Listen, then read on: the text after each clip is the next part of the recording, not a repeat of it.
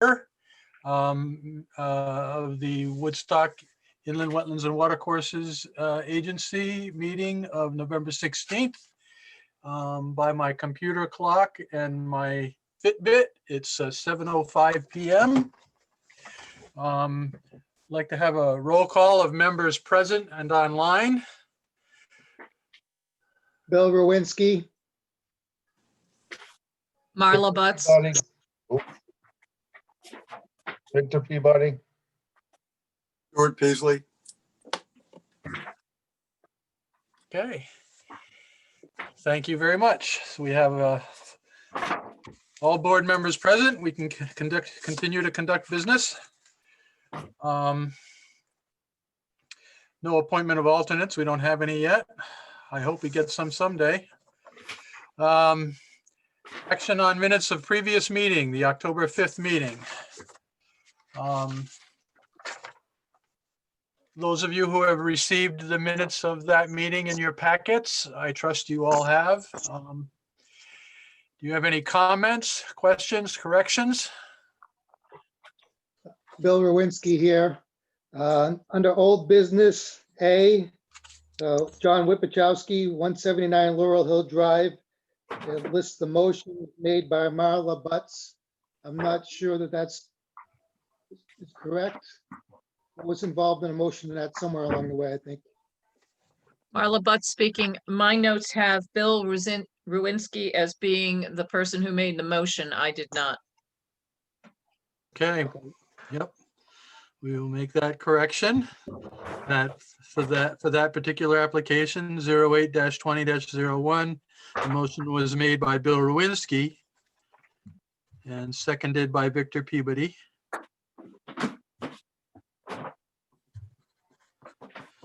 Any other? No.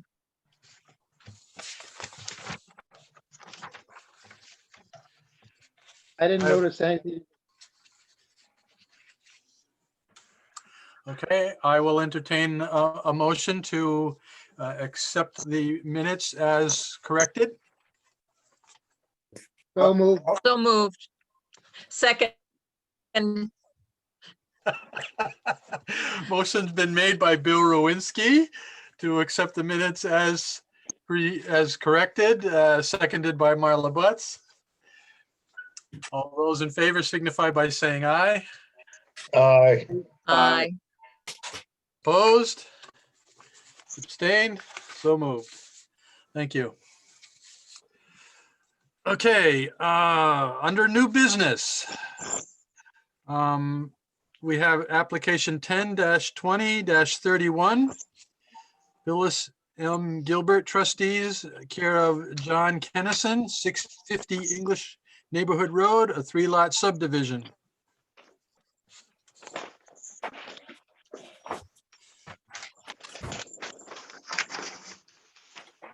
Do we have anyone listening in on the call representing that application? Yes, good evening. This is Pete Parent, professional engineer with CHA, representing the applicant. Okay, thank you, Peter. Do you have any comments or any explanations that you'd like to bring Certainly. forth? So this is listed as being for the 3-lot subdivision, but what we're really asking your permission for at this point is just to prepare the septic areas so that they are code complying per Connecticut Public Health Code. Currently, the site has relatively shallow ledge throughout and these fingers of wetlands that kind of divide it up. So we don't have the requisite 4 feet of existing soil above bedrock that we would need in order to design a septic system. But the Connecticut Public Health Code does allow us in areas where we have at least 2 feet of naturally occurring soil to supplement that existing soil with select fill in order to make the areas compliant for septic designs. So that's what we're asking your permission for to do now, is to do the clearing on the far western lot and the far eastern lot, construct an access drive, and place between 1 foot and 2.5 feet of septic fill over the existing soils to make those proposed septic system areas code compliant. But obviously at this point, if you have questions, concerns about locations of those or the houses or their driveways, I'd certainly love to hear your feedback so that when we come before you with the subdivision, we can come before you with a plan that you're all happy with. Great, thank you. Mark, I have some questions. Yeah, go ahead, Marla. Okay, has this 3-lot subdivision been approved by planning and zoning yet? It has not. We cannot go through the planning and zoning process until these septic areas are reviewed and approved by the Department of Health. And part of that step is getting this additional fill placed over the existing soils. So let me This- ask you, since there are 2 regulated activities actually going on here, and you don't have the lots numbered, so lot 3, I'm assuming is the most western lot, the largest lot? Correct. Okay, that one has a septic system in the upland review area. The upland review area you've identified as 100 feet, you don't have it measured off and it's a 60 scale, so I'm guessing, what is it that you have the upland review area set at? I believe we have it shown as 100 feet. Okay. So the regulated activities that are shown on this conceptual plan is a septic system on lot 3, the westernmost lot, and it's the driveway and house construction and grading for lot 1, for the eastern lot, not the septic system. The septic system is outside of the upland review area. Correct. And there's nothing that's regulated by the Wetlands Commission on the central lot, lot number 2. Correct. Okay, so are you seeking an approval, a permit for 2 lots? Or are you just seeking for a report back to planning and zoning that says that lot 3 has a permit? Or are you looking for a permit for both lot 1 and 3? So my understanding is that we need you folks' approval or a permit in order to be able to do the clearing, the access driveway construction, and the placement of septic fill that we need in order to start the process with planning and zoning. Because we can't formally prepare designs for these septic systems and submit them to the Department of Health and get their approval until this fill has been placed and basically dug up again to prove that there's 4 feet of soil above the ledge in these locations. So correct me if I'm wrong. First, you have to get the wetlands approval for the construction of the septic system on lot 3. Then you have to get some kind of feedback to the plant from the Wetlands Commission agency back to planning and zoning that says it has no objection to the work on lot 1. And then you got to go to the health department and prove that you've got the adequate fill for all your septic systems. So, And then my understanding is Then that we you would get have to your come subdivision back before approval? you guys. Yeah, my understanding is that we would have to come back before you folks with our final plan set for this subdivision. And then go through the planning and zoning process. But we need this initial approval to do the work in the upland review areas to place this septic fill. so, Mark, help me through this because I've never seen a subdivision come through with activities on 2 lots.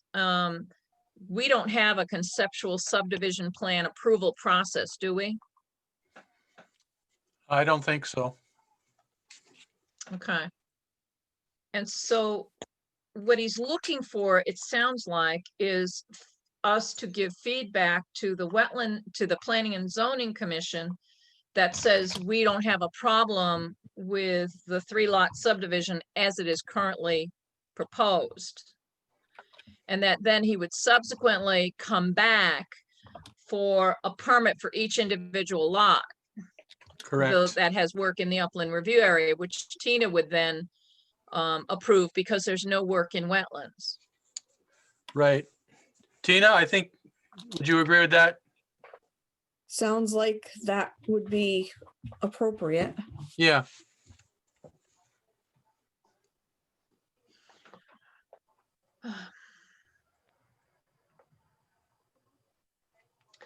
So you're calling for a mantis system on these lots?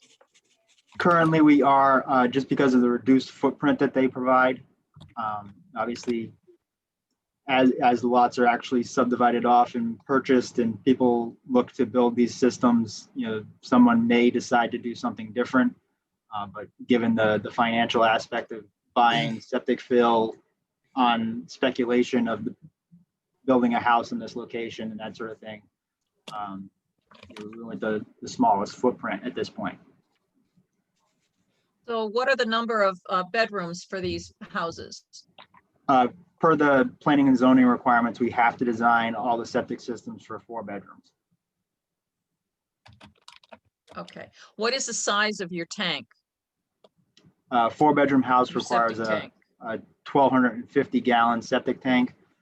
Most people end up installing a 1,500 gallon septic tank just based on availability.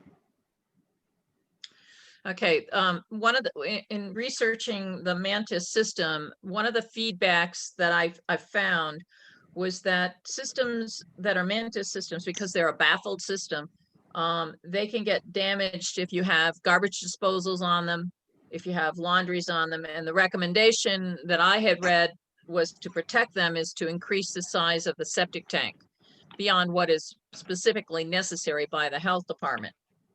Is that a possibility, to enlarge the tanks to larger than what the code calls for? Certainly, that is something we could definitely call out for. Yeah, because that's an expensive prospect to have to replace a Mantis system if it Yes, starts to fail. And the tank is the critical protection against that. And a lot of people don't pay attention to pumping their tanks every 3 years. correct. And garbage disposals are a killer to those tanks. So that would be my advice. I think they should probably, our advice to the Planning and Zoning Commission is that the size of the tank should be enlarged above that which is required by the health code, because they're Mantis systems. Other than that, I have no objection to the proposal.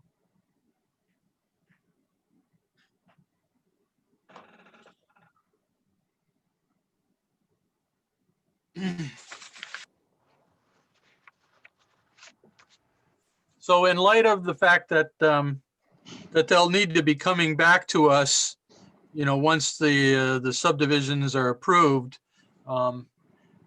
could maybe we just expedite, this with our finding and recommendation?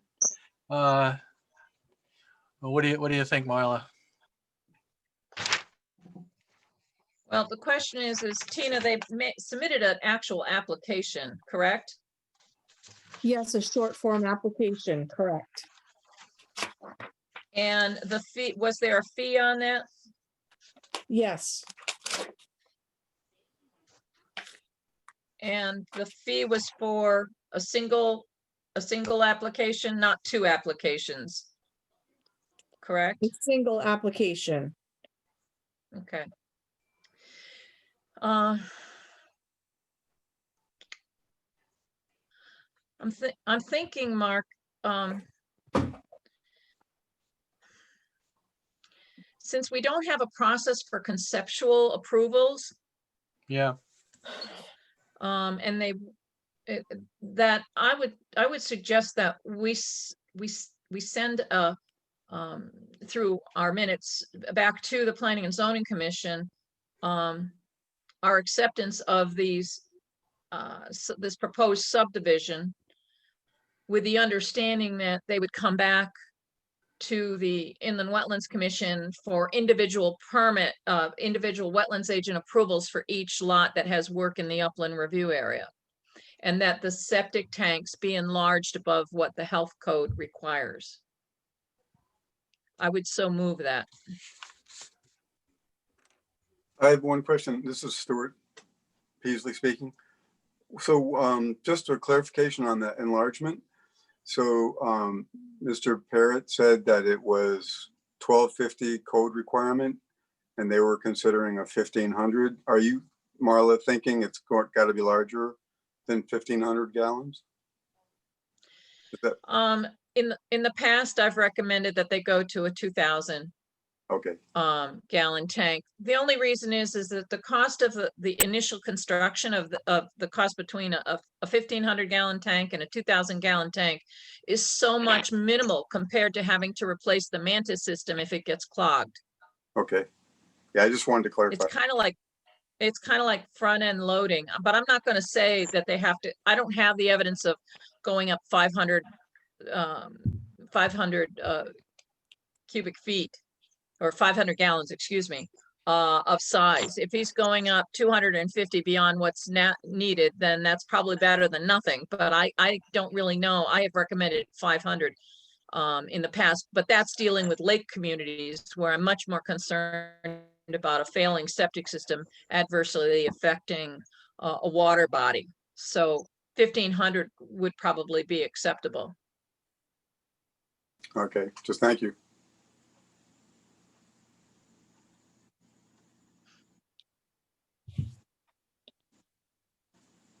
So what's your motion? My motion is that the Inland Wetlands and Watercourses Agency notify the Planning and Zoning Commission that it has no objection to the 3-lot subdivision proposed by Phyllis M. Gilbert trustees, with the understanding that the septic tanks would be enlarged to at least 1,500 gallons, and that the lot 1 and lot 3 must come back individually for approvals prior to the initiation of any construction. Okay. Stuart Peasley, I second the motion.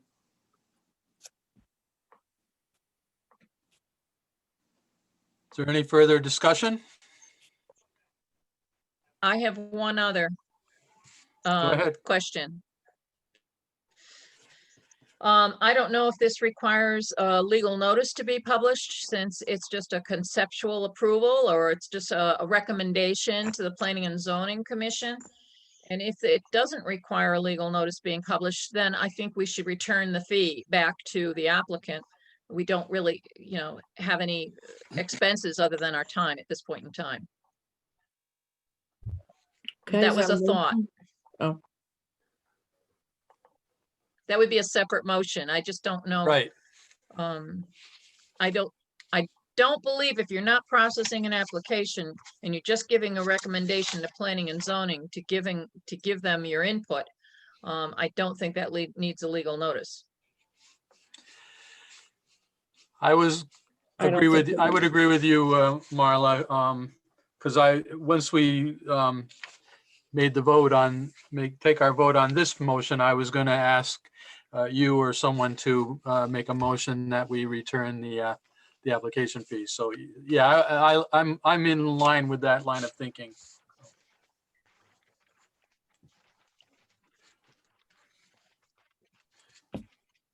Anyone else? Okay, all those in favor of the motion to send the recommendation as stated? All those in favor signify by saying aye. Aye. Aye. Aye. Opposed? Abstain? So moved. Okay. So Tina, if you would, once we get these minutes, printed up, drafted, then if you would make sure that gets forwarded along to the planning and zoning. yes, I will. Okay. Now I will entertain a motion on refunding the application. Marla I'll Buck make- speaking. I move. Oh, go ahead. Go ahead, Stuart. Nah, you've got the wording much better than me. Go ahead, Mark. I move that the application fee for application 10-20-31 be returned to the applicant, as no legal notice is required to be published on the request for review. I'll second the motion. I couldn't have done that as well as that.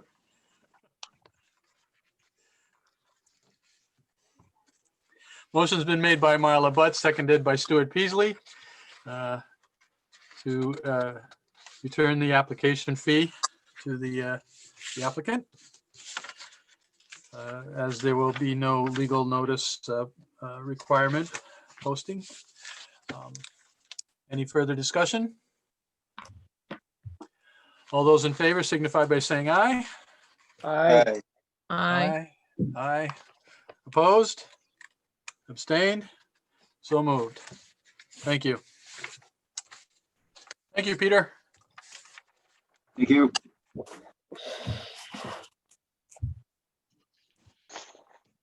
Okay. Under new business, application 10-20-32.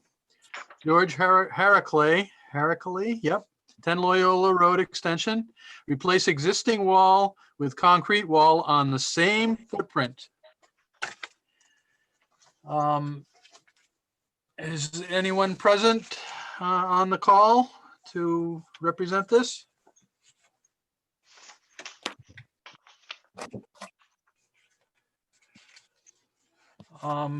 Okay. Tina, do I understand correctly that the Quasset Lake Association contacted you about this? Yes. Okay. Do you have any comments or concerns? I went out to the site and the association is more in line to stand by this proposal. I know he came before you last year and then he was away and nothing was approved. So he revisited this application and made some changes that seemed to be more in line and less disruptive to the area. It seemed to be a better proposal. I thought he was going to be on the call, so I apologize. I did send him the agenda. Not sure what happened, but he's not there. But you did receive all the information that he submitted. Marla Butt speaking. Go ahead, Mark. This application actually is an individual permit. And because it's an individual permit, we cannot render a decision on it today. It's going to because it's not a wetlands agent approval, because it's actually touching the water, even though the water will be drawn down for the winter. So in this case, we would only be accepting the application this month. Correct. And then next month we could render decision. I did have a chance to look at the application and I thought he did a good job in identifying a sequence of construction and provided good information about the material he was going to use. And it's not a very tall wall at all. And the photograph is helpful All right. that was supplied with it. I just had a couple of detailed questions. Go ahead, Stuart.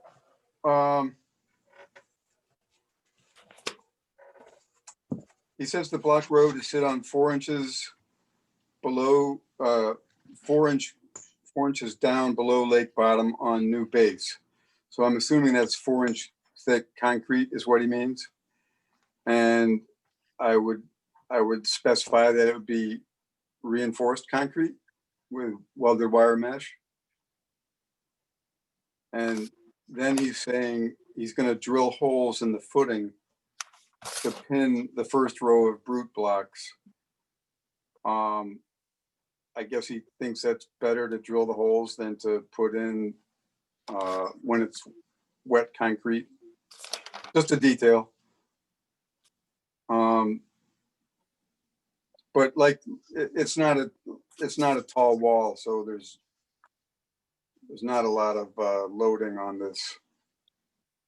But I think the exposure to the elements over time, freeze thaw,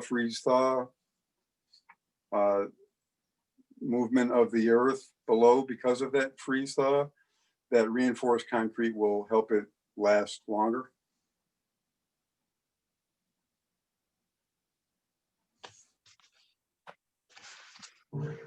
So he's having a licensed contractor do this work. So if you recommend that.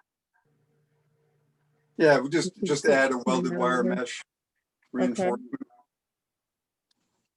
The contractor should know to do that, but since he was pretty specific with his details, it might just not hurt to add that. Bill Rowinski, I'd have to concur at that. I was looking at the 4-inch base and considering that to be kind of on the light side. If it's wider and if the intent is to prevent sinking, then that's fine. But 4 inches isn't really enough by itself to prevent movement. So the reinforcement at least would help with that.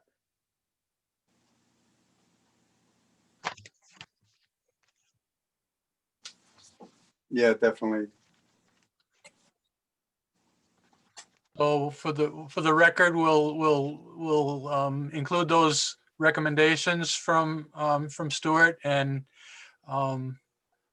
Tina, if you could pass that on to George so that he could incorporate that into the final plan when we review it next month. Yep. I'll entertain a motion to accept the application for consideration.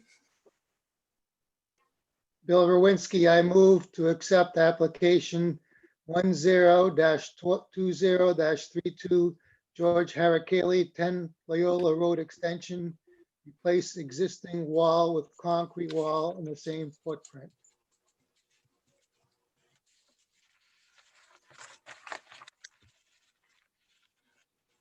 Marla Butts, I second the motion. Thank you. Motion's been made by Bill Rowinski, seconded by Marla Butts to accept and receive for consideration application 10-20-32.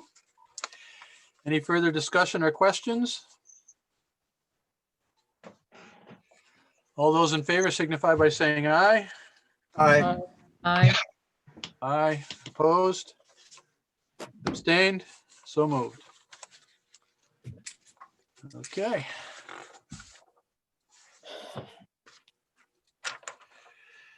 Application, am I reading it correct, Tina? UP 10-20-34? Yeah. Oh, you okay, stated yeah. it Right. Yeah. Right, okay, right, yep. Correct. Use permitted as of right, Muddy Brook Fire Department, Inc., 72 Chandler School Road.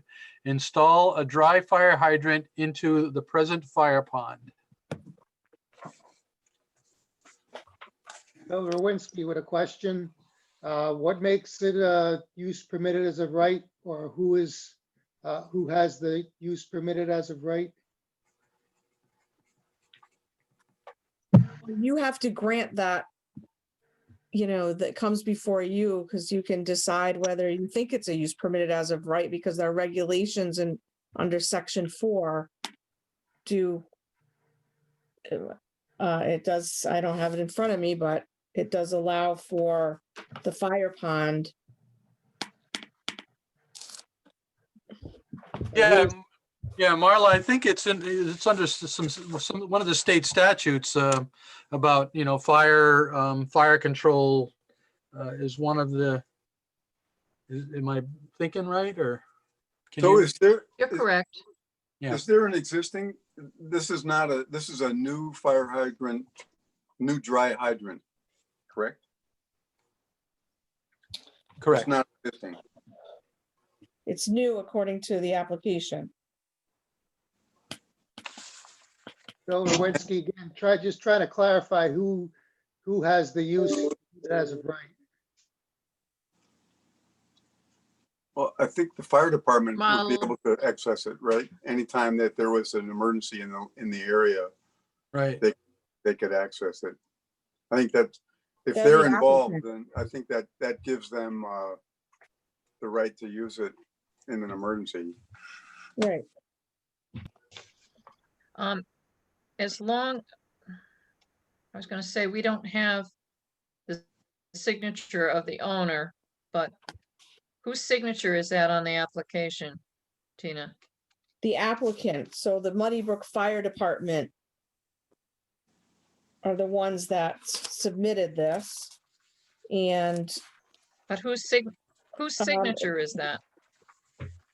good question. Let's see. It is, oh, so you have the applicant's signature on that letter, Todd Moran, and it looks, I can't read it's the fire chief, signature of fire chief. I would guess, Bill Rowinski, I would guess that might be Seth Spalding. Hmm. Yeah, it just says fire chief on here, and it's just, I can't read the writing. Looks like Seth Spalding, possibly. Yeah, I mean, I would say it probably is. Okay.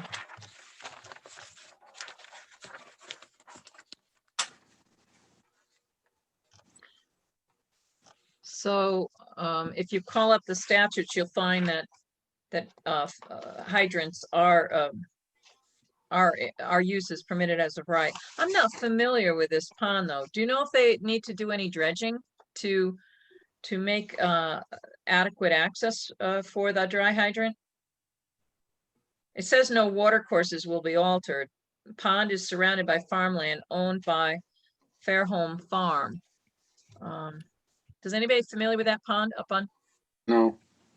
Chandler not. School? Bill again, I believe that's a fairly significant sized pond. And it's somewhat proximal to the road also.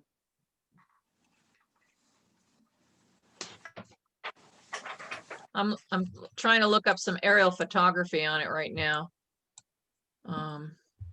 Sorry, I didn't do it before. Okay.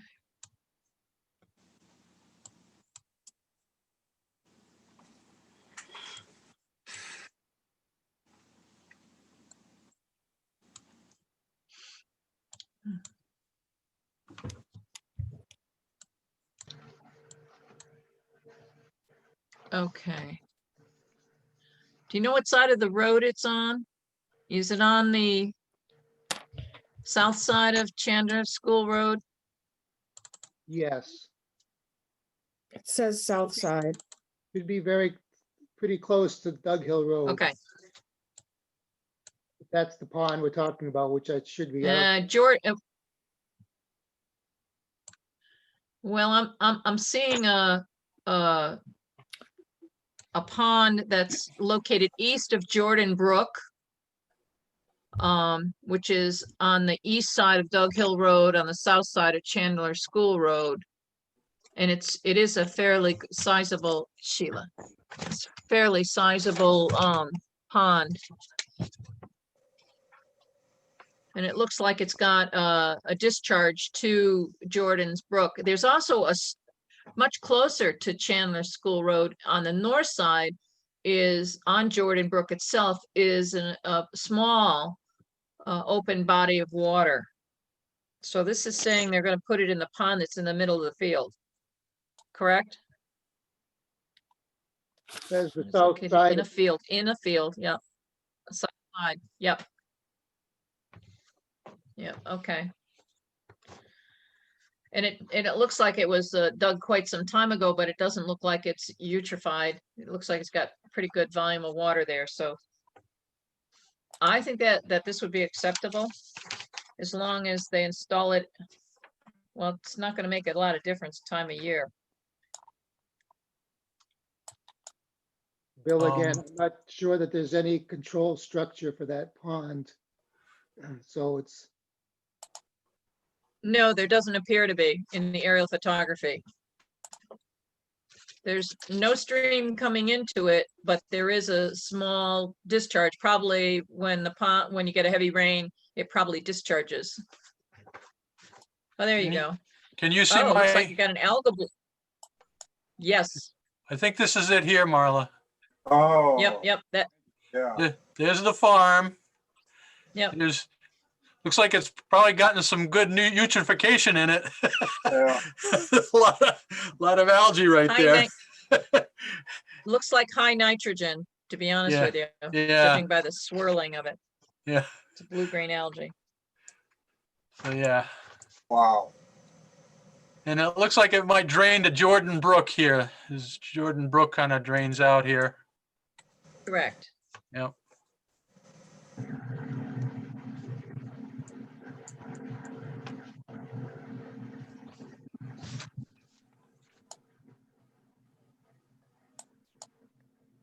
Mark, I'd like to make a motion. Go ahead, Marla. I move to approve application UP 10-20-34 as a use permitted as of right to the Muddy Brook Fire Department, Inc. at 72 Chandler School Road for the installation of a dry hydrant into a currently existing fire pond. Second by Bill. Motion's been made by Marla Butt, seconded by Bill Rowinski to, what was it? Was that accept or approve, or what was that? No, to approve as a use permitted as of right. Right, got it. Okay, The signatures also, you might notice, is that they're on the back of the dry hydrant agreement. There's Seth Spalding and Todd Moran. Right.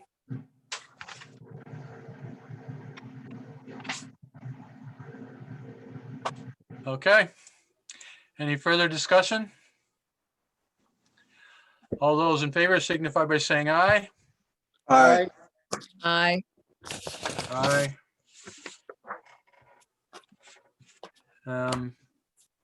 Did Opposed? Victor say aye? Yes, I coughed. I'm sorry, Marla.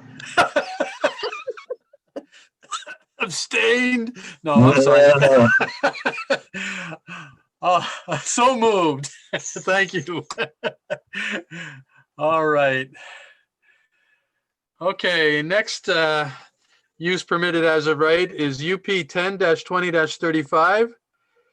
Davis, George and Barbara Davis, 171 Timber Harvest, Route 171 Timber Harvest.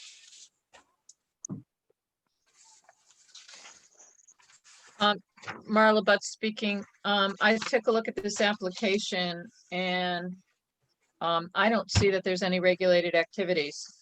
They're not clear cutting in an upland review area. They're not proposing any wetlands crossings or watercourse crossings. They're not, and they don't even say that they're doing any work in wetlands.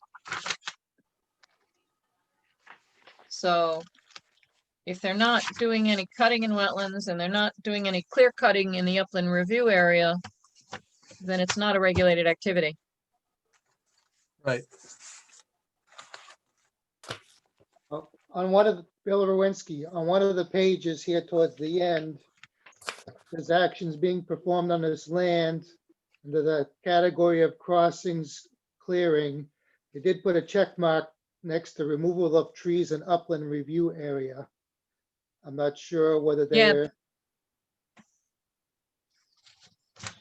But their claim is for stand and improvement, so they're not clear cutting. And the regulated activity in upland review areas is related to earth moving, construction, or the clear cutting of the upland review area. So if they're not clear cutting in the upland review area, it's not a regulated activity. Bill, again, yes, I agree. I was just pointing out that they did check that off, that's all. Yeah. Yeah.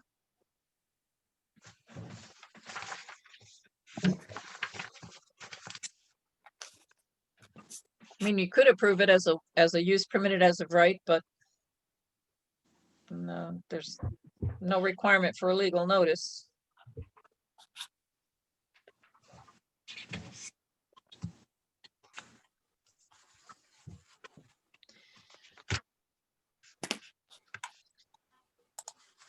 Bill Rowinski again, just for the record. Mark, I'm gonna make, yeah, go ahead. Just for the record, they're listing their address as 1814 Route 171. The Timber Harvest is actually on Route 198.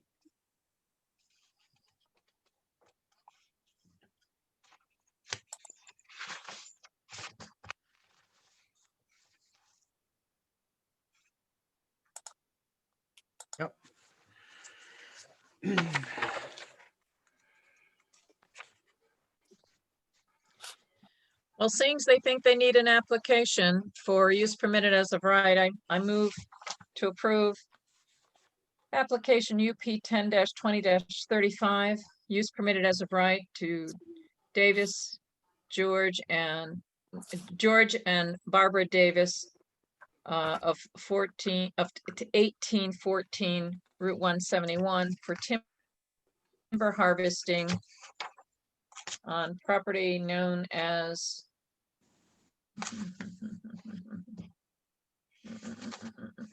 1859 and 1825 Route 198. correct. I move that it be approved. I'll second that, Bill Rowinsky. Motion's been made by Marla Butt, seconded by Bill Rowinski to approve the UP application on the property at 1825 and 1859 Route 198. Any further discussion? All those in favor signify by saying aye. Aye. Aye. Abstain? Opposed? So moved. All right. Okay. Next on the agenda, we have application 10-20-33. Scott Solusha, 53 Laurel Hill Drive, install an in-ground pool. So I think Susan Zalusha is online. Being that they're proposing putting this closer than 25 feet to the lake, the Lake Bungie District asked for them to come before you because they would have to give a variance being closer than 25 feet, and they wanted to know what the Wetlands Agency's opinion would be on this. So I had her complete an application because it is in the upland review, of course, but thought you should review it because it is rather close.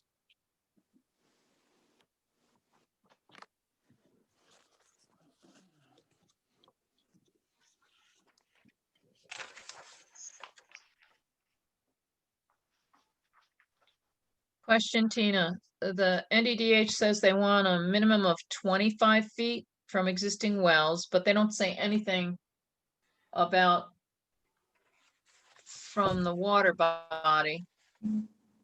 No, that's not what they review. They're reviewing distance from well and septic, so it met the health code regulations for that. Okay. Okay, so it's past health code already. Yes. And, it'll be fine for zoning, but wetlands, well, obviously the lake board has to approve anything closer than 25 feet to the water, high water mark.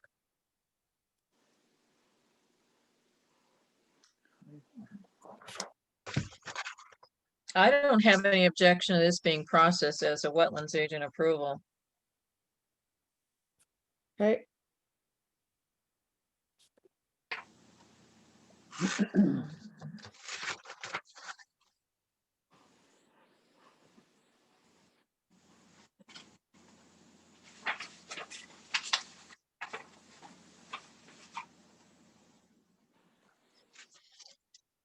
Southwest corner of the house.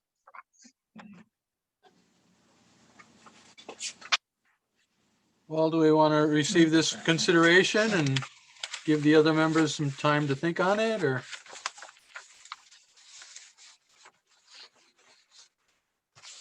I don't need any time to think on it. I don't find it have a problem acceptable with it. for Victor, wetlands how agent about- approval. Victor, what did you say? I don't have a problem with it. Okay. Bill Rowinsky, my only question, is there any plan for erosion and sedimentation control during construction? Yes, I will require that. And I will inspect to make sure because it's very close to the water.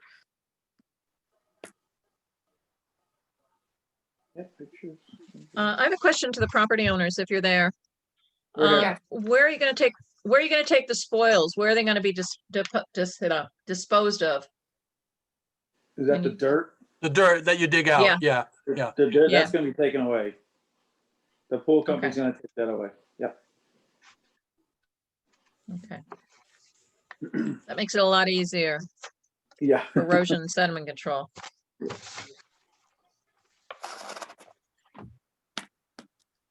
Well, I'll entertain a motion to let this be a wetlands agent sign off. I move that we forward this to our wetlands agent. This is application, where is it? 10-20-33. 10-20-33 over for wetlands agent approval.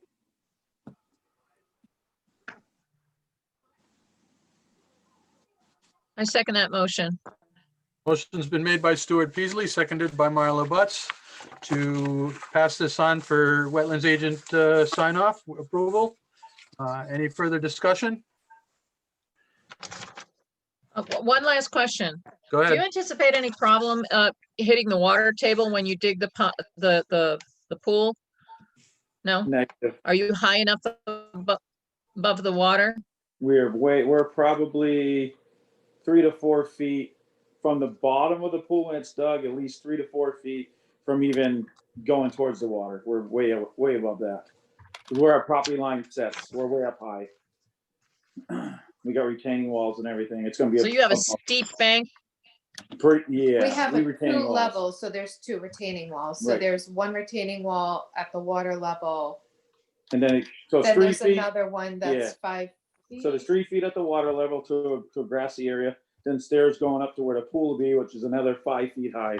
Which, So we're 5, 6, 7, 8, about 8 feet from the water.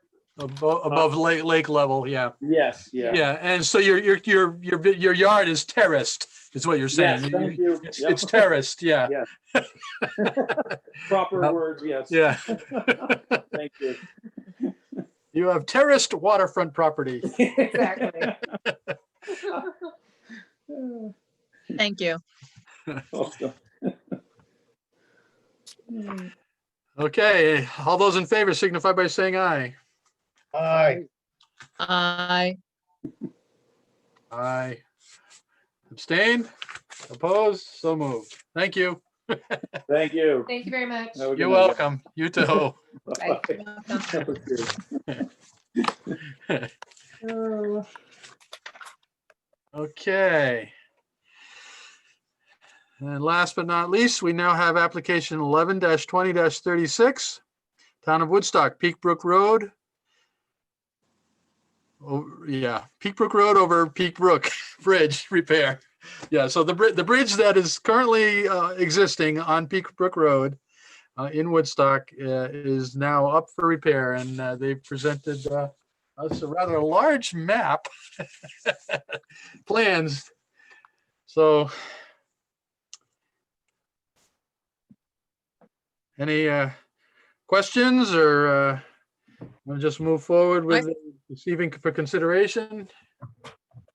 Marla Butt speaking. I took a look at the plans. I'm gonna need to take a look at them a little more detail, but I thought they were really well thought out. The only thing I didn't see was anything about the hydraulics. Is there any change in the hydrology for this crossing from the old bridge to the new bridge? Since this is a concrete open box, the bottom is open, there's no bottom to it. And I just wondered if there had been any hydraulics done. Other than that, the only other thing I thought of was the dewatering during construction and their water handling plan. I'm thinking that they might want to move that to a dirt bag rather than a dewatering basin, because dewatering basins have to be sized based on the size of the pumping operation. And they might not know what that pumping is, but if they pump to a dirt bag, and those are really large bags that they connect to a hose, and they can modify how much goes in and how much doesn't. And if they put too much in, it blows out. I mean, it can blow apart, but it's better setup. It gives for better, cleaner water, and seeing that's going down to the little river. And I believe Peak Brook gets into the little river above the water treatment plant for Putnam. Yes. So the quality of water getting into the little river should be of a higher grade. So that would have been the only thing I could find so far that might warrant a change, is to use a dirt bag rather than for filtration rather than a pumping settling basin. Yeah, Peak Brook actually flows northward up under, right alongside Chase Lumber and under Route 171 and into the Wyndham Land Trust area there, and then flows into the Little River, actually north of Route 171. Yeah.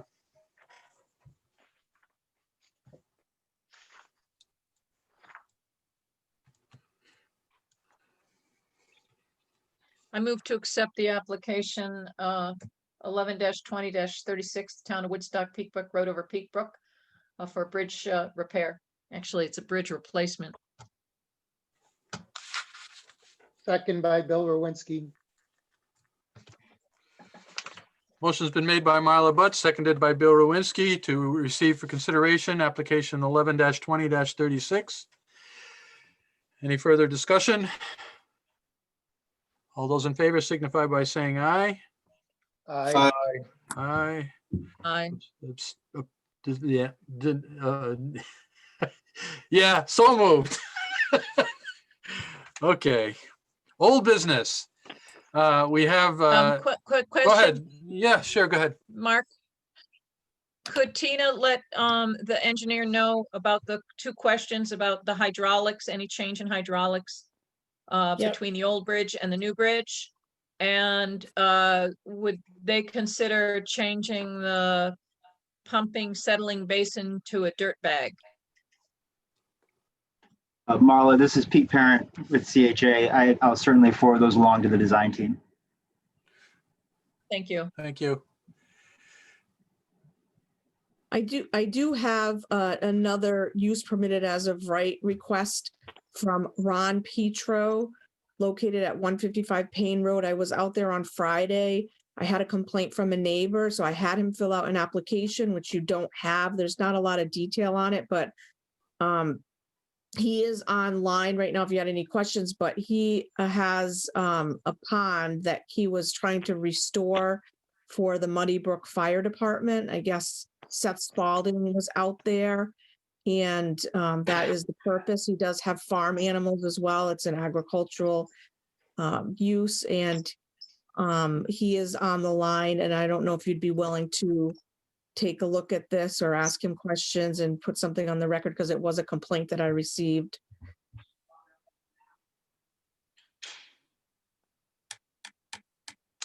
Well, I think that a use permitted as of right notice or application, if you will, should be submitted for us to look at. That's my opinion. Okay.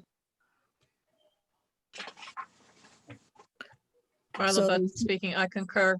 There's nothing I can react to. Okay, Right. so no further work to be done until you determine whether this is a use permitted as of right. Okay. Yes.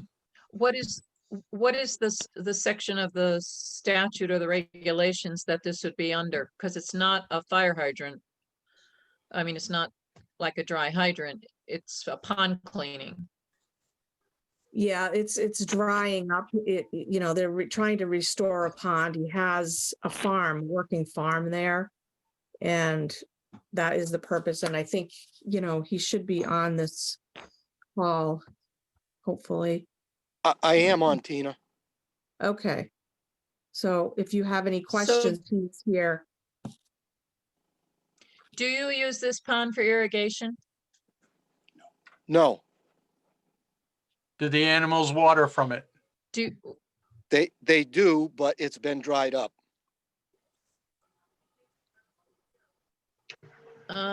when you Use clean, it if you dig it out. when If you you go clean it out, you'll be using it to water your animals. That's correct. I'm gonna fence them in down here so that they can use the pond.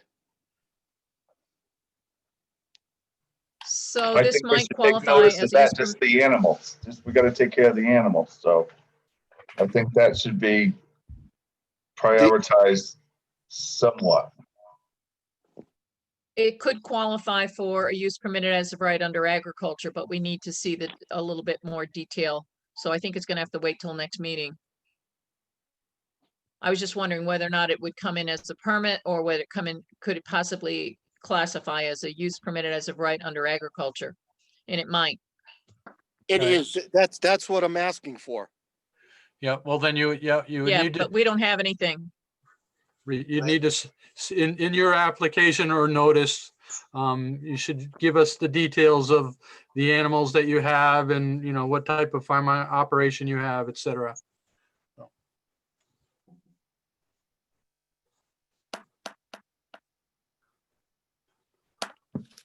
Okay. We We'll get Can't further act details. on it Right. at this time because we don't have anything in front of us. So that's why we can't Right. act on it. Right. We need to see the paperwork. So we can do Yeah, it next meeting. Yeah, because they didn't meet the deadline, obviously, if, I just went out there. So I understand, that's fine, but I just wanted Ron to be on the call to understand what would be required and that we're gonna need more detail. Correct. Okay, All right. thank you very much. Yep. Okay, so we can move on to old business. So we have use permitted as of right notice number 11-19-22M. Oshowski, Peter and Maureen, 674 Route 198, modification of use permitted as of right. We do have Mrs. Olszewski on the phone to answer any questions. I'm on the Zoom with you. Thank you. Okay. Yep. And I have my husband on FaceTime.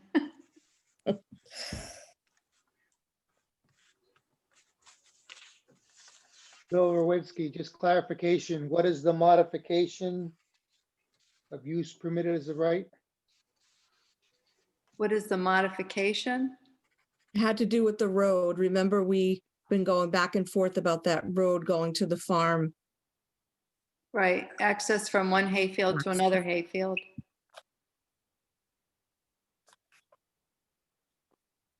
I know I was there with Tina and Stuart. I don't have a problem with what they did. Victor Peabody, I'm sorry. I think it looks good and I think it's better than what was there and that's how I feel about it. Marla Butts speaking. I did a drive-by. I drove up, I actually saw your farm, Oh, your hi. barns and stuff. Yeah, Drove and turned around and went back down.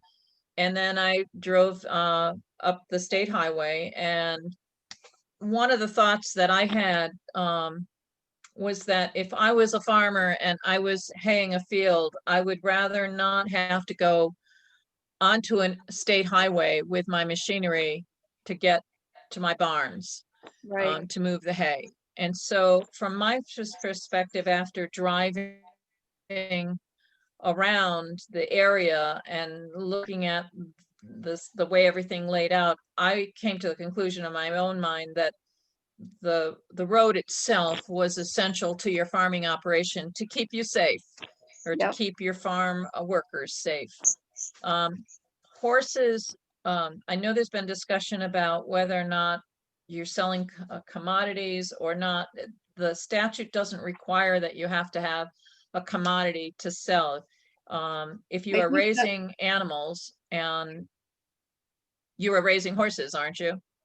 Well, I have horses that are show horses, but I do sell hay. In addition to using the hay for my own Okay. self, I do sell some of it. Bill It's not a Rowinski- requirement to have a commodity. Go ahead, Bill. I'm sorry.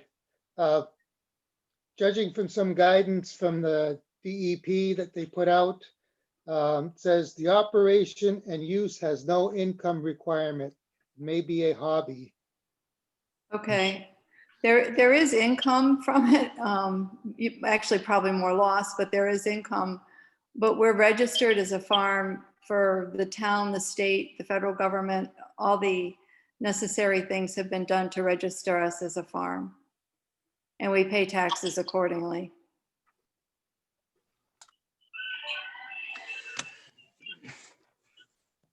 So I think one of the concerns that some of us have on the commission, on the agency, is that even though that this would, yes, in fact, be considered a use permitted as of right, and therefore a permit is per se is not needed.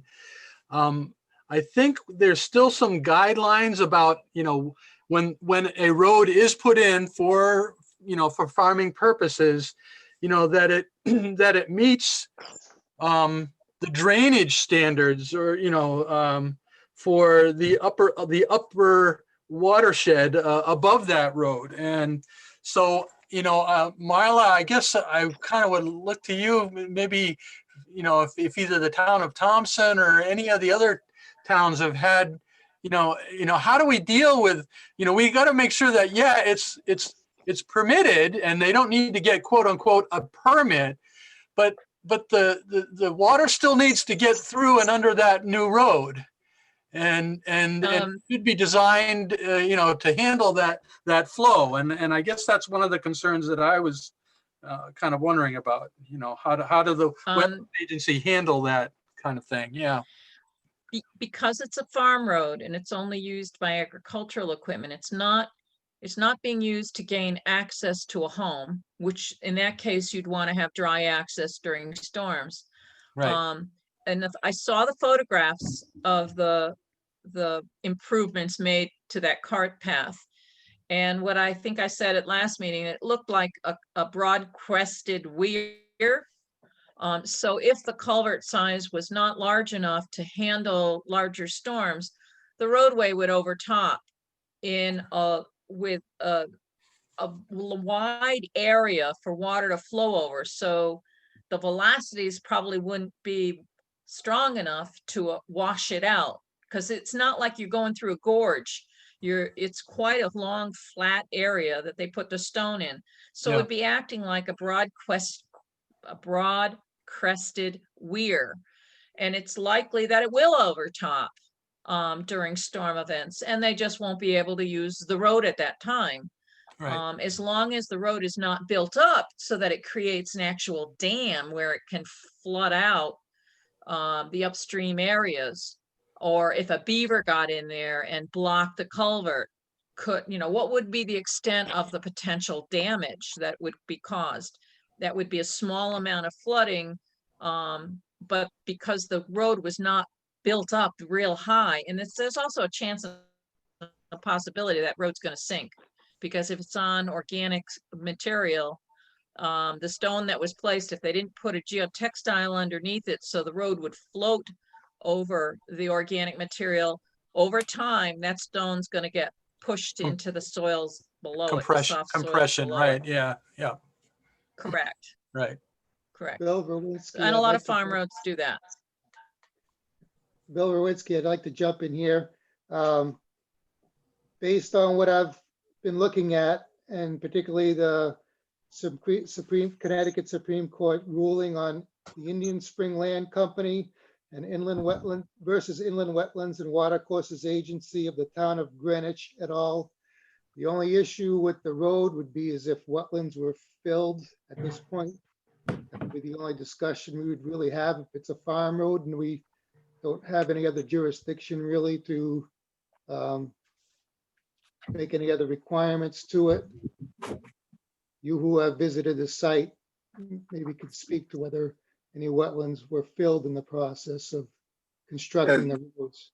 Stuart Peasley here, Bill, that leads to the bylaws, the 22A-40, where it says if the wetlands or water course is affected by removal or deposition of material and the alteration or obstruction of water flow or pollution of the wetland or water course. So in that case, there was substantial amount of fill brought in. And there was a lot of wet soil, wetland soil removed. So Stuart, the section that you're referring to are operations and uses that are permitted as non-regulated uses, not as uses permitted as of right. This preamble to uses permitted as of right simply states the following operations and uses shall be permitted in inland wetlands and watercourses as of right, period. And then it goes on to say what all the different things are. And then when it gets to the following operations and uses shall be permitted as non-regulated uses in wetlands and watercourses, provided they do not disturb the natural indigenous character of the wetlands or watercourses by removal, et cetera, et cetera. So the farming operation doesn't apply to that section that you read. Okay. And I saw, Just wanted Go the ahead, Stuart. clarification. Those, I mean, all of these are basic questions that I think we tried to address with all of the other applications that come through, sort of as Right. preview, as in the preview stage, as compared with now, we're looking in the rearview mirror and saying, you know, how do we resolve this? So in all of the cases, in fact, that we talked about tonight, every application is done with due process, correct? And correct. so I think that helps us make a better decision, and we don't have to spend a lot of extra time like we've had to in this case. Without a doubt, Stuart, there was a violation of the regulations. I was not here when that use permitted as of right was processed, but there was discussion as to whether or not there was any inclusion of the road improvement when the barn demolition and the clearing of the old field was approved. That's what was in the original request. So the road construction or upgrade of the path, the cart path, was not included, and that does exist as a violation of the regulations because they were supposed to have applied for that in advance of doing the work, so the commission could make the decision whether or not it was allowed as a use permitted as of right. However, since we're coming to the conclusion that it is a use permitted as of right, what is the alternative action that we take? The owner has been placed on notice that work in wetlands and watercourses has to come through a process. Don't go ahead and do it and assume that you've got it. Because it's the commission that decides whether or not a use permitted as of right is covered. It's not the property owner. So, I mean, if any activities in the future occur in wetlands and watercourses, then there's a history of non-compliance with the regulations.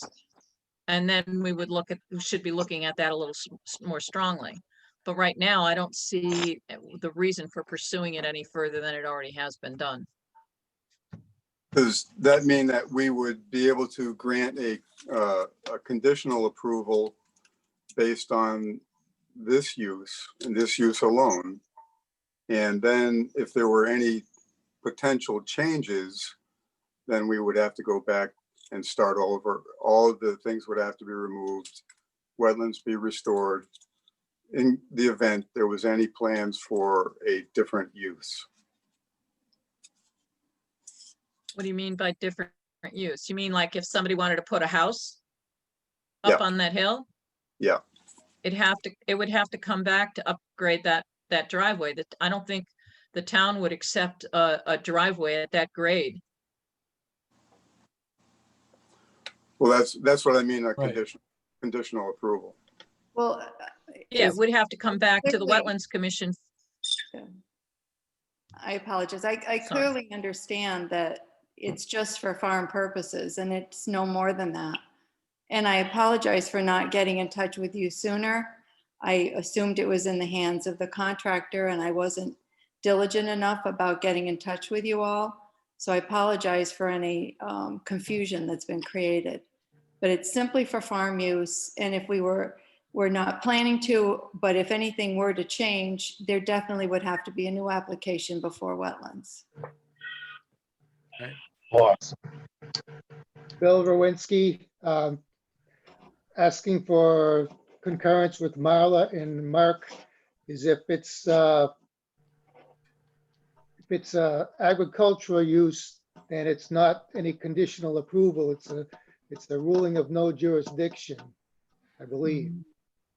Or it's Mhm. either a ruling of the agriculture with no jurisdiction, or that something else has to be done. It's not any conditional or preliminary approval for anything. Right. Mhm. Marla Butt speaking, it is an activity that's subject to the agency's overseeing and determination. But at this juncture, I don't think it's appropriate to take any further action. There's nothing required. It is a use permitted as of right. Filing the paperwork for that at this point in time is just a paper chase. And Marla, Victor Peabody. Go ahead, Victor. I agree with her. Okay.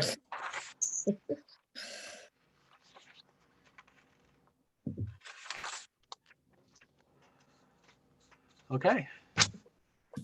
So is that a motion? no, I'm just suggesting that the commission take no further action and that the owner be forewarned that any future work needs to come before the commission before the work occurs. I don't see how you can modify use permitted as of right that's already been approved. And I can't see submitting paperwork again for the road. Gotcha, I The understand now. commission can use its prosecutorial discretion and choose to take no further action. Okay, I understand. Thank you. Thank you. Okay. Thank you, everyone, for participating in that discussion. Very good, very helpful. Okay. So then I would like to move on to item B under old business. Thank you, Maureen, for being online. Thank you very much. And I do apologize for not doing this sooner. I think it would have helped a lot, and then was my error. But thank you all. Apology accepted. Thank you. So Bruce Wittes has asked that the next two applications be tabled for the next meeting. He was not prepared. Okay. So I will entertain a motion to table applications 09-20-23 and 09-20-24. So move, Bill Rowinski.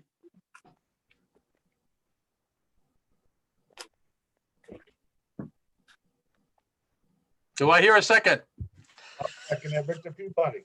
Okay, motion's been made by Bill Rowinski, seconded by Victor Peabody to table applications 09-20-23 and application 09-20-24. All those in favor signify by saying aye. Aye. I Opposed? Abstain, so moved. Thank you, Tina. Let them know. We'll have them on the agenda next month. Okay, All right, now we have application 03-20-03, ND Swadia LLC, DBA Woodstock Country Store, conditions met confirmation.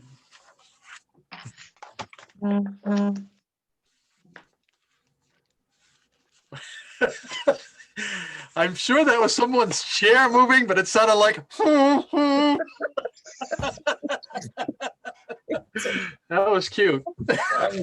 That was probably me as a notice from Yahoo that a football game was starting.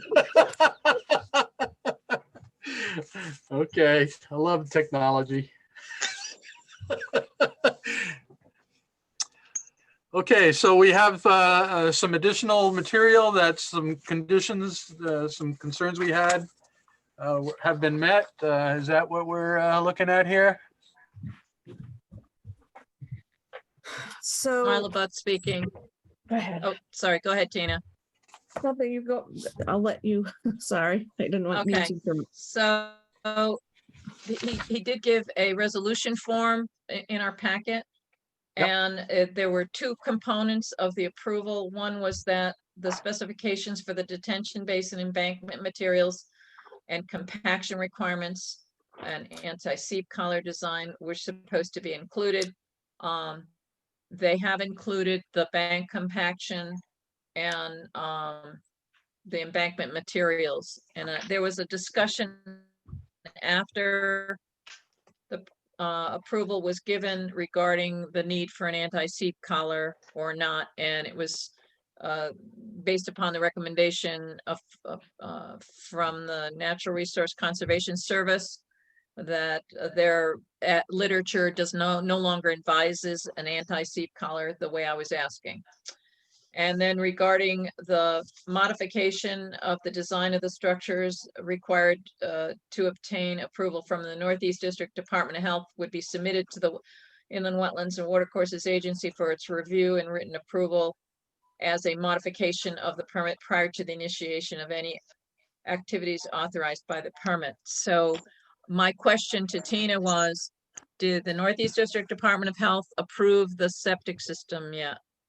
Yes, they have. I have a letter of approval from September 23rd. It is the initial approval. So when they have to go back to the health department with the actual plans to get the actual approval to construct the septic system, but it's like the preliminary approval.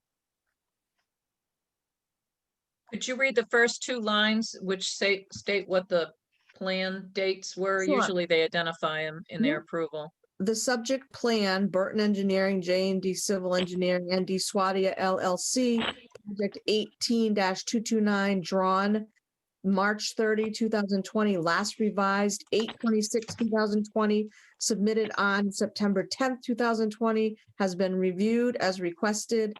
Following completion of this review, it has been determined that the subject plan will meet the requirements of the technical standards of 1,031 gallons per day building based on the following. And then they give 11 point. Do you want me to read through the whole thing? No, Okay. the plans that we had, the C2.2, which Yep. had, not the C.2, no, I've got the wrong one. C2 point,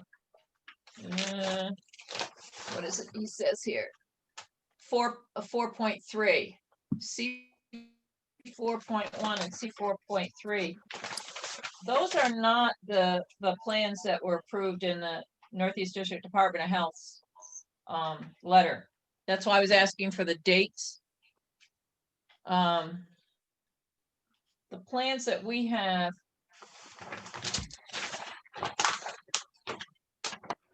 dated revised 8/26/20, update project name. That's the last revision date. Yep. On these plans. Yeah, that's correct. So I don't know what plans the health department is referring to.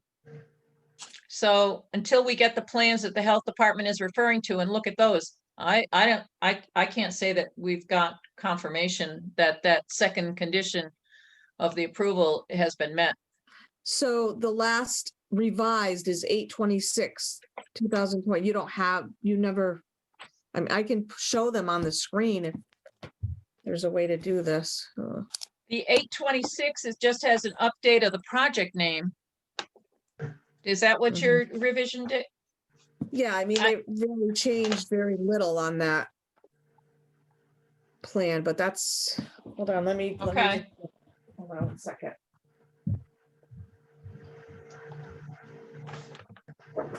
While she's looking for that, Marla or anyone, I was looking at the map on the front page. What does that 3,000-foot diameter circle around the site represent? I was trying to look at find the legend to tell me what that big dashed circle represents. What is that? It's got a 3,000-foot diameter, and showing from the site out.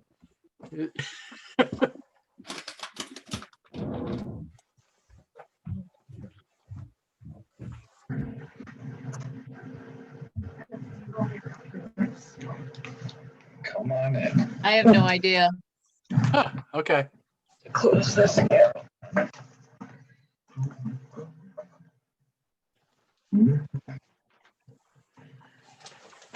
A lot of ink. Yeah.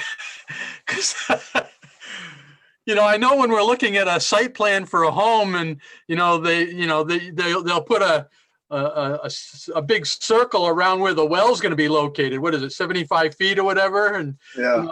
it's like, nothing should be within that 75-foot diameter circle. But I'm wondering, why do they have this big 3,000-foot diameter circle around the? No, I'd be changing that to black and white. Much ink.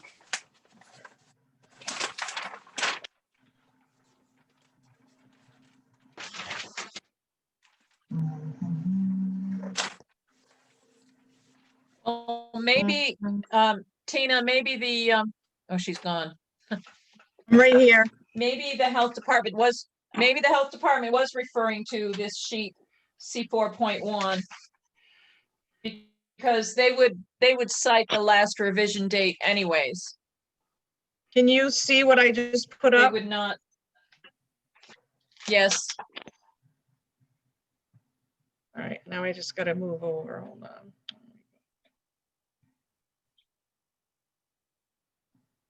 What did she say, C2? yeah, Which one it's is it? C4.1 and C4.3.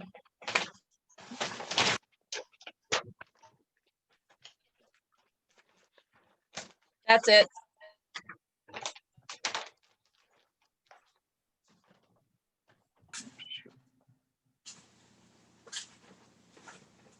So you can see over on the signature block over on the side, the plan set that you sent to us was signed by J&D on the 28th of August, but the update date is August 28, 26.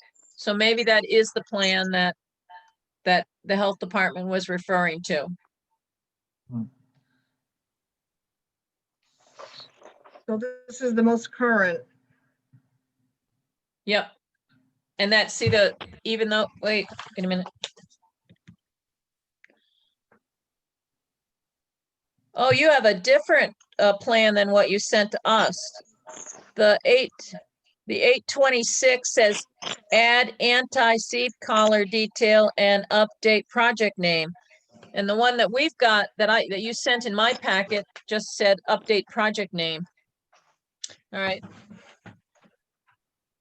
Which sheet is that sheet? Sheet 441.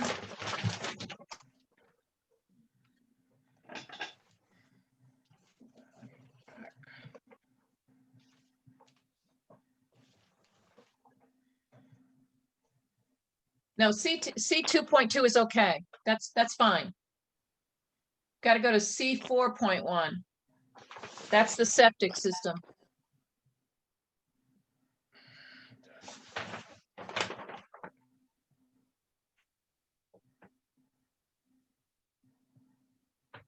Yeah, it says it's the NDDH file number 980000355.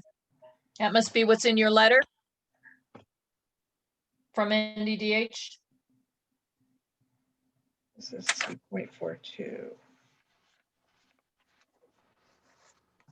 No, that's for the compaction on the detention basin. That's okay. That one's fine. That condition has been met. I'm talking about the second condition, which was the modifications to the septic design.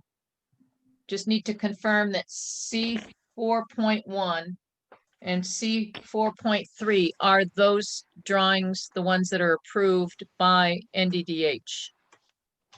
Okay. So those Drawing aren't C part of, 4 point. those aren't part of this package, right? Yes, they are. I don't C have them. 4.1, you don't? This is it. I do.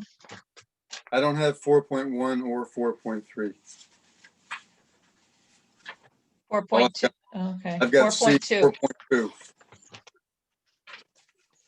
okay. C 4.1 shows the leaching field. That's what she's got up on the screen now.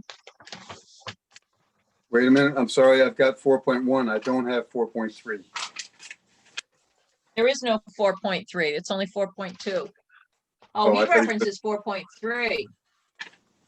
Oh, I think he's in error. I think he meant to say 4.2. There is no 4.3.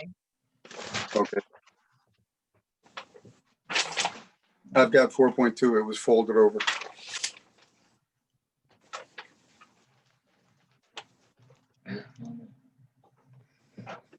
There is no, if you look on the index page, first page, Yeah. Stuart, there is no C 4.3. So that's a typo in his resolution form. Okay. All right. Tina, I think it's clear. I think it's clear. He's got the same. I checked the old plans with this one that you sent us, and they are the same for the health department stuff. So there's been no change. Great. So they're in compliance with that.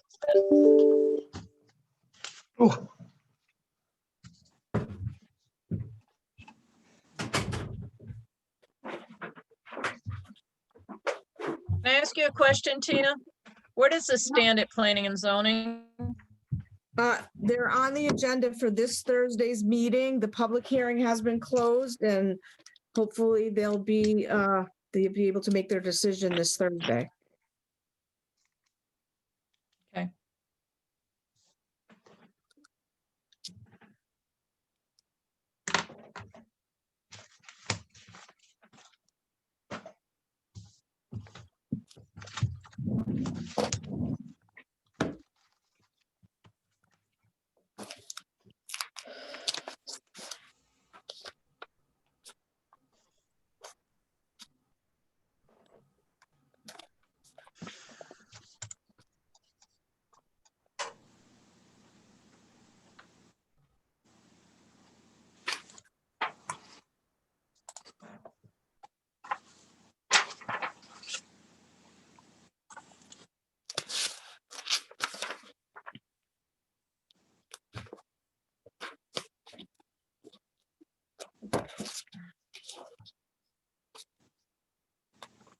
Mark, Yeah. Hi. based upon what Tina has said was in the NDDH letter of approval of the design, I think they have complied with both of the requirements Yep. of the approval.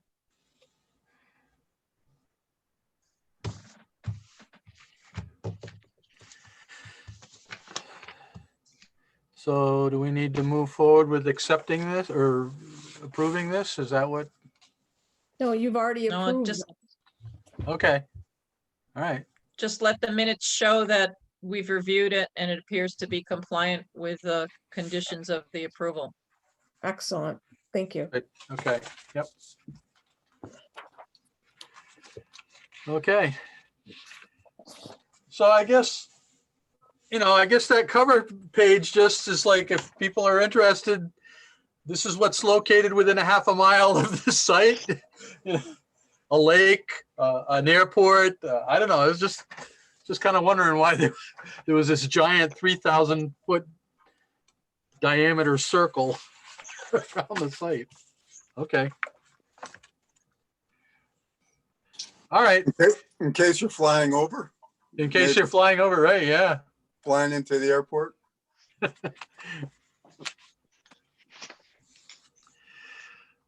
Okay.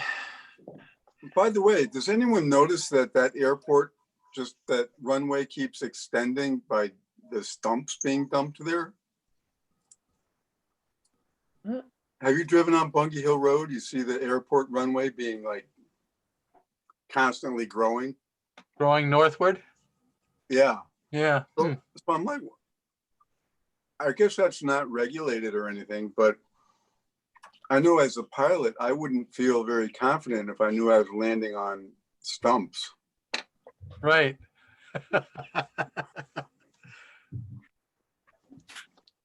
But I guess it's, he can keep pushing, Hello. pushing out there. Yeah, Sorry. and I know that the DEP doesn't regulate it if, as long as they're not buried. You know, once you start burying stumps, then it's, you know, falls under the solid waste regulations. Then they Yeah. have to prove it's more than 10 yards. Yeah, right. Okay, moving on. Wetlands Agent Activity Report. Oh, I'm sorry. Can you call back tomorrow? Thank you. Hello. It has been a very busy month with development. Everyone has a project that they're working on right now in Woodstock, I swear, being home. A lot of new houses. I do have that complaint at 75 Route 725 Route 198 that I'm working on, and I have had a couple of discussions with the property owner. I was actually supposed to meet with him this morning, but he didn't, I wasn't able to get there at the time he had to leave, so we have to reschedule. So he, I don't know if you remember, this is going back to this, probably this summer, but he is claiming that he hired someone to remove some trees and hired another company to remove stumps, dispose of them. They were removed and brought to a facility to be mulched. He's currently looking at different stages of shaping the yard before planting new shrubs and trees. So doing some landscaping. He doesn't think that he did anything like in the wetlands and or near water courses. He wasn't sure where this was coming from, but assumed it was from the neighbor. So he did invite me to come over and take a look at what was done. So I will be able to hopefully report back at the next meeting. I can weigh in on this if you like, anybody. Being a resident on 198, I see the traffic, but I think it's the same one that's just up the road from Olszewski's, right, Tina? It's Just past 720, yeah, 725. Mark, the name is Mark David. I'm sorry, Mark David Cody. I don't know if you're familiar. They cleared out whatever acreage they had around the house, de-stumped it, and I don't know if I would be exaggerating, but there's at least been 2,000 or 3,000 cubic yards of fill brought in. It's a sort of a nonstop process. It didn't happen today. Maybe he stopped, but it's been trailer load after trailer load of fill being brought in. I mean, Into the wetlands? well, or adjacent to it. I don't know. I didn't go. You can't see from the road, but it is adjacent to a wetlands, and when the trucks exit from the property, there's a lot of soil being brought onto the road because the wheels are wet. I don't know. It's a massive amount of work, massive amount of material being brought in for a single family residence. I've never seen anything like it. It's just curious to me. I don't know what's going on there, but day after day of trucks bringing fill in is curious. Okay. Well, hopefully I'll have some answers for Question. you. Go ahead, Marla. Question, Stuart. Stuart, is there dirt on the road, the state highway currently? Have you noticed it very recently? Probably not today because of the rain, but definitely last week there was, yeah. Okay, so Tina, if when you go out to view the property, if you see tire track soil onto the road, contact me in Thompson or contact me, in Thompson, and I'll give you a contact name in District 2, DOT. Because it's a state highway, they get particular about people tracking mud onto their road. Okay. And they might take an action to stop that kind of activity from occurring Okay. if it's creating a hazard, a traffic hazard.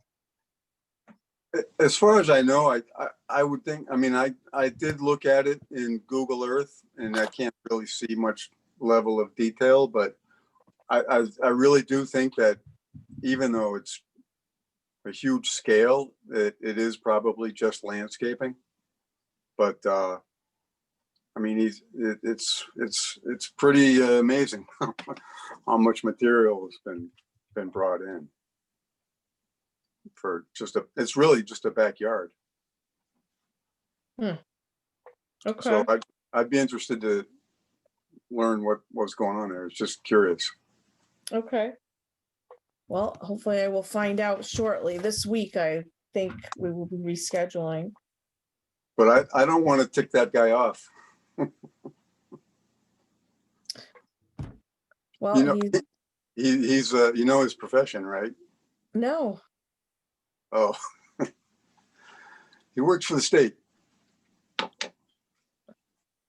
Okay. Like a police officer? Yeah, Um, I want that guy on my side. So I will keep you posted on that. As far as my report, I did not provide a written one, but I can just tell you I have new home construction on Route 171. That was an upland work was in the upland review for septic well, driveway, new home construction for Alan Cheney. 3 Windswept Drive for Hans and Jessica Frankhauser, a garage being constructed in the upland review. We have new home being taken down on Walker Lane, 39 Walker Lane, and new construction there, which is within the upland review. Then a new home going up on Redhead Hill Road.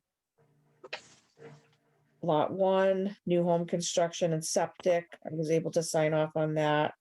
And then the rest, you have the rest of the applications on your agenda.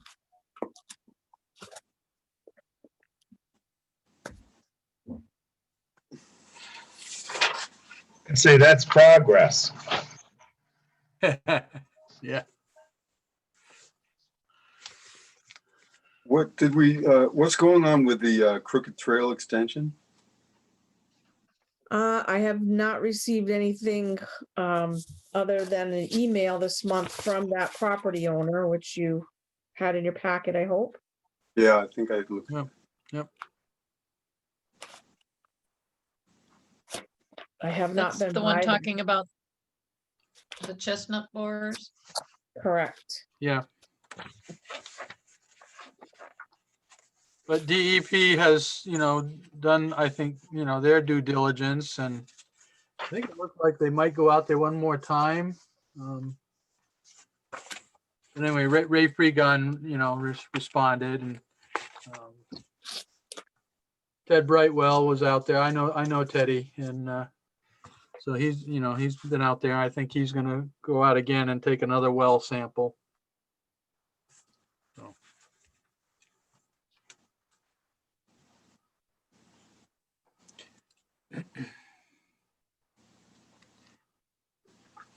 Okay. Item B, communications. Governor extends executive orders. So we're continuing on with our Zoom meetings.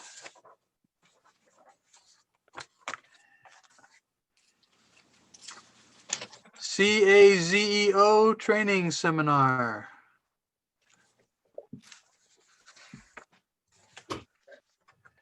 Okay.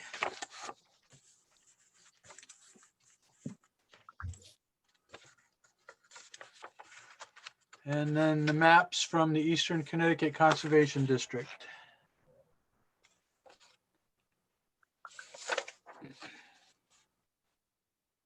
Those were really good, actually. Yeah, What are you referring to? The maps that I think just saw them. Oh, the reference in Eastern Connecticut Conservation District? Yeah, water Letter? quality of water bodies, yeah. Gene Pillow sent them. It's good to get a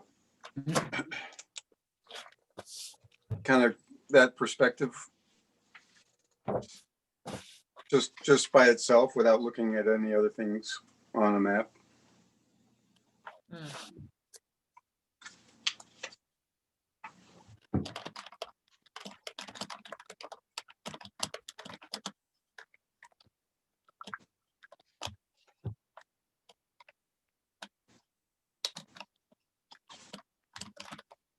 Okay. All right. Do we have any bills? No. No, okay. Citizens' comments or other topics?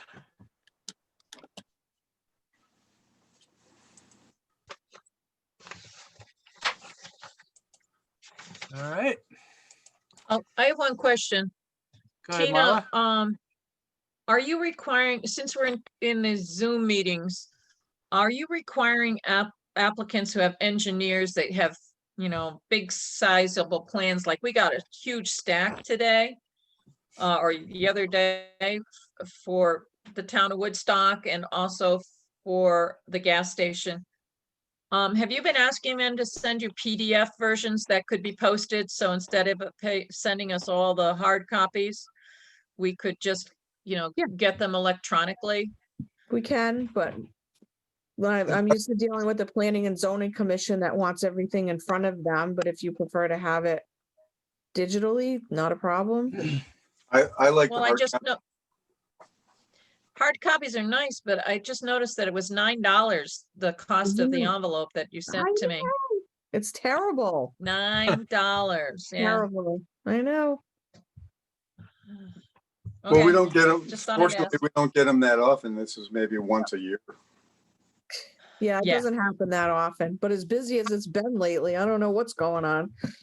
I prefer the I hard don't know copy. what, The hard copies are easier to, I mean, I don't know, easier for me to yeah, but digest. in order to post them, since she's sending them out to us, they have to be posted as a Zoom document. So you still have to have the Okay, electronic documents posted. Correct. So, Yep. I don't like always looking at them in electronic version. I prefer hard copies, but I'll look at, electronic copies if it's a huge packet of stuff. That was just a thought. Yeah. No problem. We usually get the digital anyway, because we have to post it. One last thing. Do they have a scanner that scans in color at Town Hall?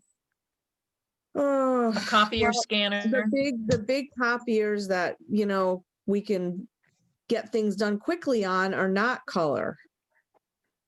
The one at my desk is, but might take us 3 days to get things done. Staples and Killingly. I was just thinking if they're ever thinking of replacing any one of the, high volume copiers, if they're not buying them, but I know like in Thompson, they have a copier that's a copier scanner, printer. It does everything. They rent it, I believe, from a company. It's leased.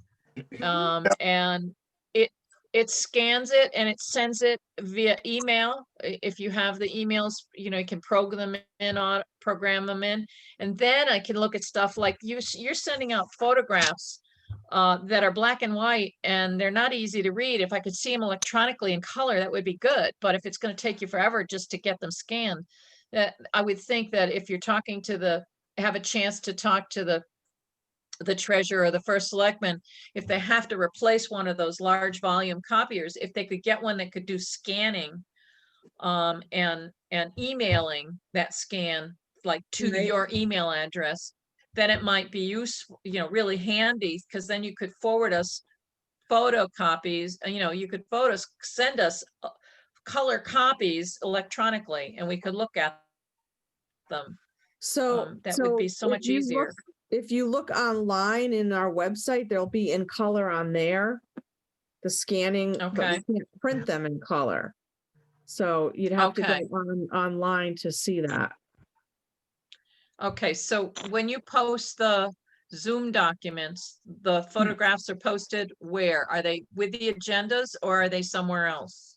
So when you go into woodstockcity.gov, go into inland wetlands and watercourses, that tab, and then you should Yeah. see all the documents. Okay.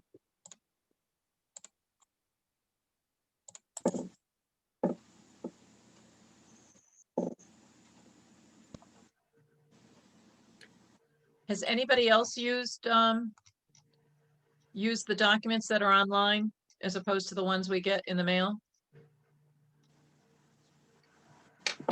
Um, I know what you're talking about, but I have just been using the ones in the mail.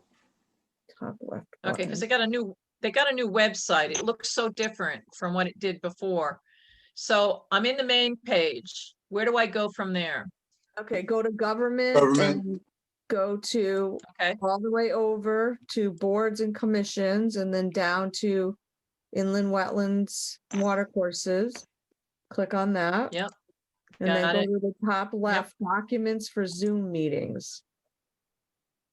Top left. Okay, Documents for Zoom meetings and then open that. okay. Okay, then you click there. Yep. Okay.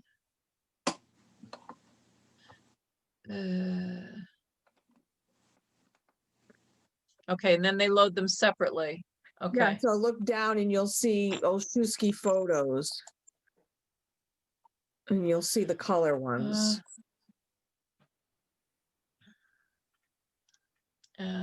where is that? Just go, it's a ways down. I see Casio, I see Crooked Trail. Okay, so I click that. Okay. I got it. Just takes a while. Oh, no, I only got the letter.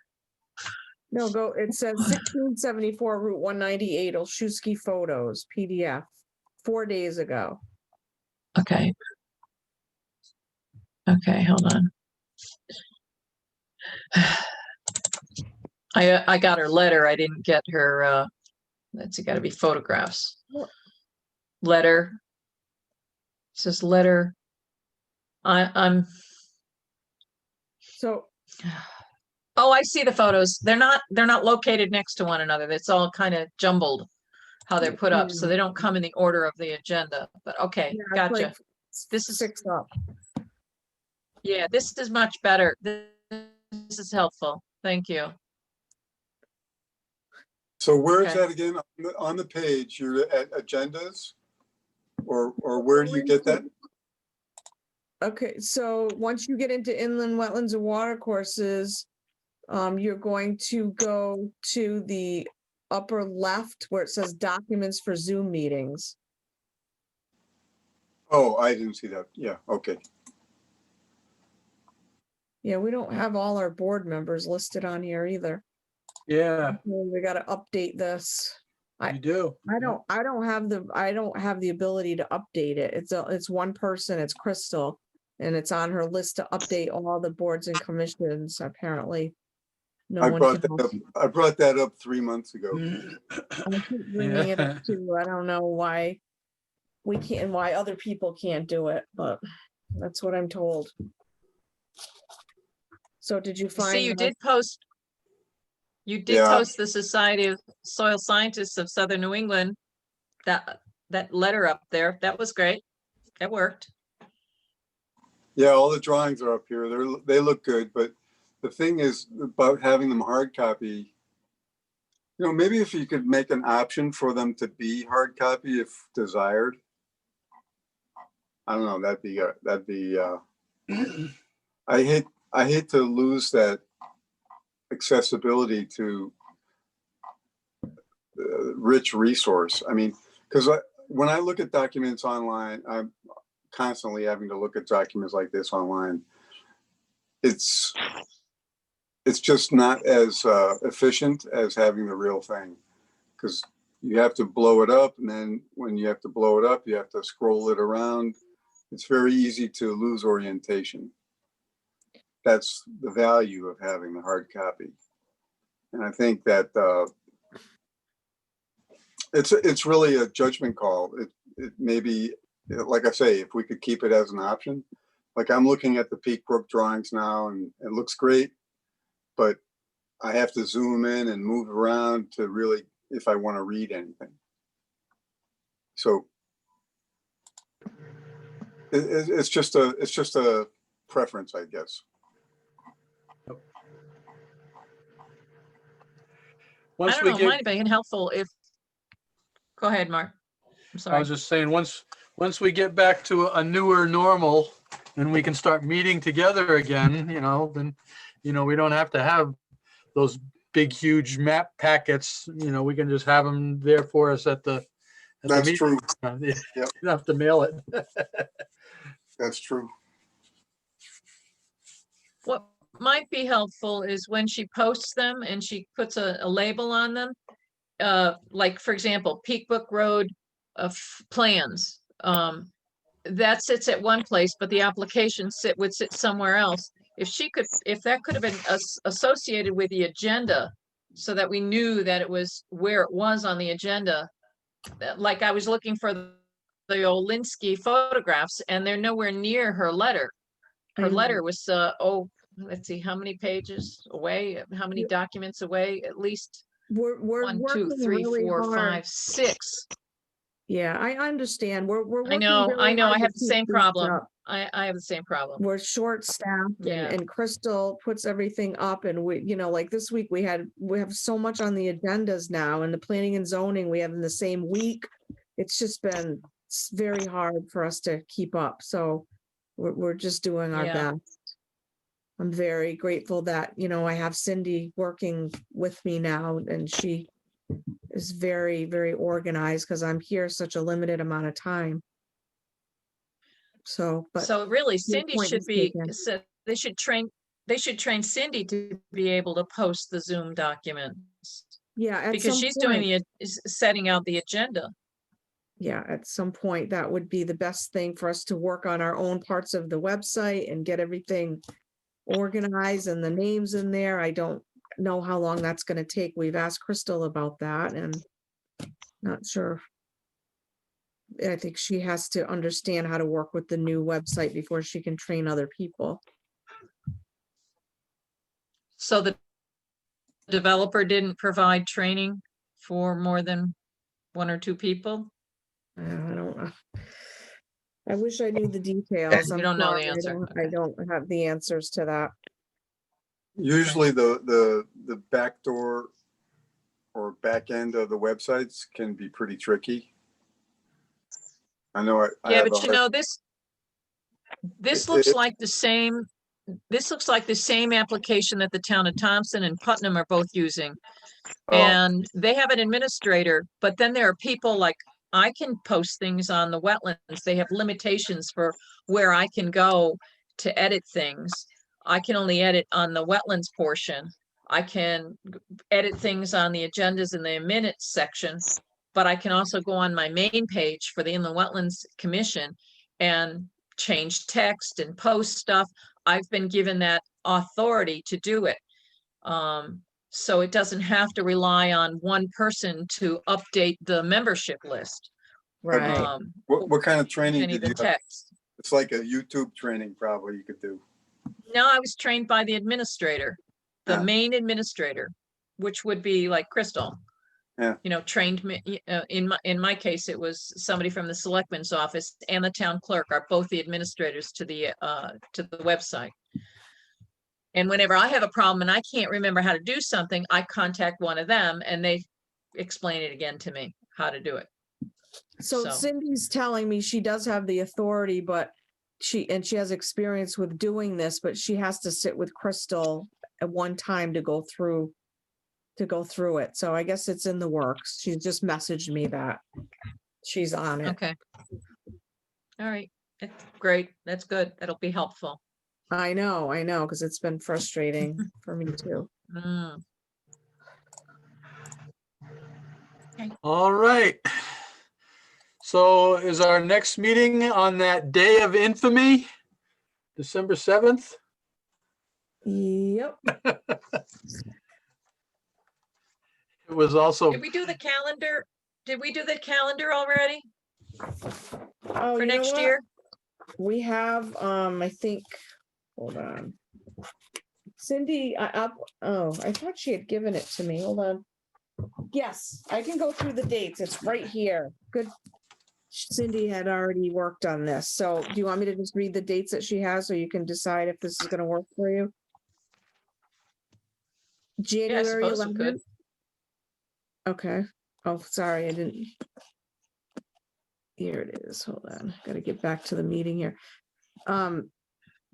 Okay, January 11th, February 1st, March 1st, April 12th, May 3rd, June 7th, July 12th, August 2nd, September 13th, October 4th, November 1st, and December 6th. And then January 10th. I did not verify any of these, but if you want to just go over that and confirm or deny at the next meeting, that would work. I don't see any problem with any of these. There's no election in November of next year, so we don't have to worry about getting booted out of a building if we're no longer in COVID. Right. Everything else looks like it's okay, because it's always the first Monday, correct? Like July 12th, it would be the first Monday. Is that the first Monday? Yeah. Yeah. Well, I'm sorry, July 12th. Well, because of the holiday, yeah, Yeah, That's why. because you got July 4th. right. And September 13th is because of Labor Day. Working on July.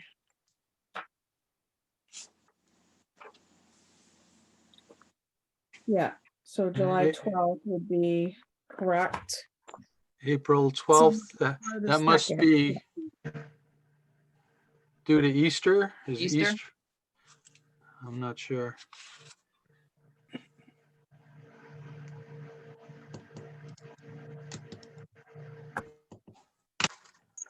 Good Friday. Let's see.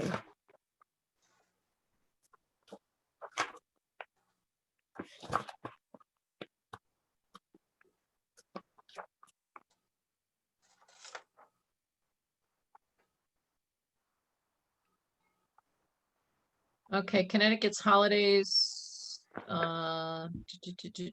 for April 2nd is Good Friday. Yeah, she based it on the town schedule, town holiday schedules. So the Monday after Good Friday would be April 5th, right? Yep. Yeah. Yeah.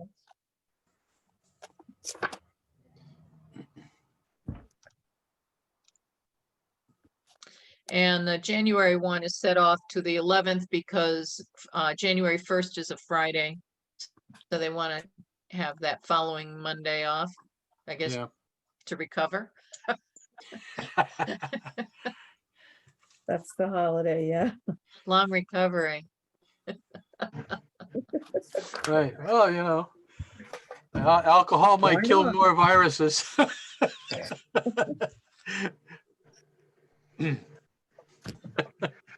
Rough Well, crowd. I'm good with this. I'm good with this schedule. Is it appropriate for me to make a motion that we move to accept the schedule of the dates for next 2021 Yeah, I as second, described by Tina? and I'll second it. Thank you. Motion's been made by Marla Butts, seconded by Stuart Peasley to accept the calendar for 2021 to January 10, 2022, as presented. All those in favor signify by saying aye. All right, Aye. Aye. Opposed, abstained, so moved. Thanks, Cindy. Thank you. All right. Anything else? I move to adjourn.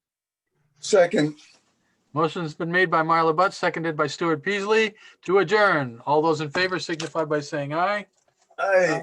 Aye. Aye. Yes. Opposed, so moved. Thank you.